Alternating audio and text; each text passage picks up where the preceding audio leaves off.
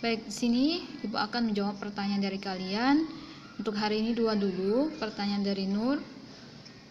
Yang pertama, asumsi keterukunan dalam satuan uang itu apa? Nah, jadi asumsi keterukunan dalam satuan uang yaitu bahwa laporan keuangan yang disusun dengan asumsi bahwa entitas pelaporan akan berlanjut keberadaannya. Nah, dengan demikian, pemerintah diasumsikan tidak bermaksud melakukan likuidasi atas entitas pelaporan jangka pendek. Kemudian pertanyaan yang kedua, perbedaan entitas akuntansi dan entitas pelaporan.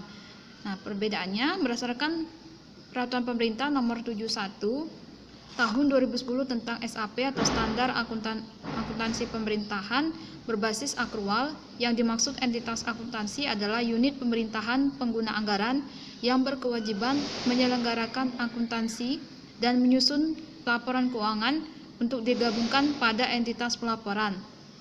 Sedangkan entitas pelaporan adalah unit pemerintahan yang terdiri atas satu atau lebih entitas akuntansi yang berkewajiban menyampaikan laporan pertanggungjawaban berupa laporan keuangan.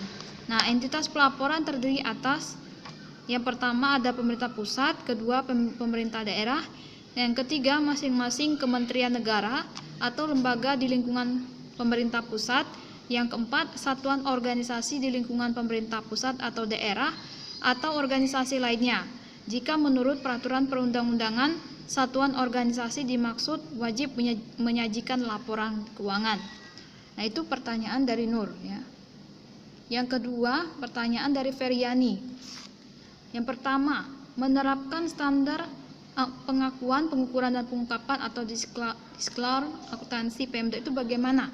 Nah, di sini Ibu sampaikan dulu, jelaskan dulu bahwa yang dimaksud pengakuan itu adalah proses penetapan terpenuhinya kriteria pencatatan suatu kejadian atau peristiwa dalam catatan akuntansi sehingga akan menjadi bagian yang melengkapi unsur aset, kewajiban, ekuitas, pendapatan, LRA, dan belanja dan pembiayaan.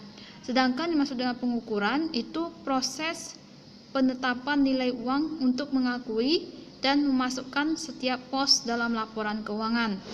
Sedangkan pengungkapan adalah laporan keuangan yang menyajikan secara lengkap informasi yang dibutuhkan oleh pengguna. Nah, yang kedua, apakah pengeluaran keuangan suatu daerah dimasukkan ke dalam akuntansi atau bagaimana? Nah, di sini dijelaskan ya, pemberlakuan akuntansi keuangan daerah diatur oleh Peraturan Pemerintah Nomor 24 Tahun 2005 mengenai Standar Akuntansi Pemerintah, PP Nomor 58 Tahun 2005 mengenai pengelolaan keuangan daerah, dan Peraturan Mendagri atau Permendagri Nomor 13 Tahun 2006. Nah, output yang akan dipakai oleh pihak-pihak berkepentingan yaitu yang pertama laporan realisasi anggaran, kedua laporan neraca, 3 laporan arus kas, 4 laporan perubahan ekuitas dana, 5 entitas laporan keuangan. Nah, ada 3 metode pencatatan ya dalam akuntansi atau pengelolaan akuntansi keuangan daerah. Yang pertama ada single entry. Nah, pencatatan transaksi ekonomi hanya dilakukan 1 kali. Kalau double entry menggunakan basis kas modifikasi. Nah, maksudnya pencatatan akuntansi hanya berlaku pada pencatatan yang berkaitan dengan penerimaan dan pengeluaran kas. Sedangkan pencatatan di luar penerimaan dan pengeluaran kas dicatat dengan basis akrual. Sedangkan triple entry itu pengembangan dari metode double entry. Prinsipnya sama dengan double entry, dengan tambahan pencatatan pada buku anggaran. Kemudian melakukan pencatatan yang dilakukan oleh PPK SKPD atau pejabat pengelola keuangan surat keterangan pajak daerah, dan SKPKD atau Satuan Kerja Pengelolaan Keuangan Daerah. Ya, semoga dari penjelasan ini bisa dipahami dan dimengerti. Terima kasih untuk pertanyaannya.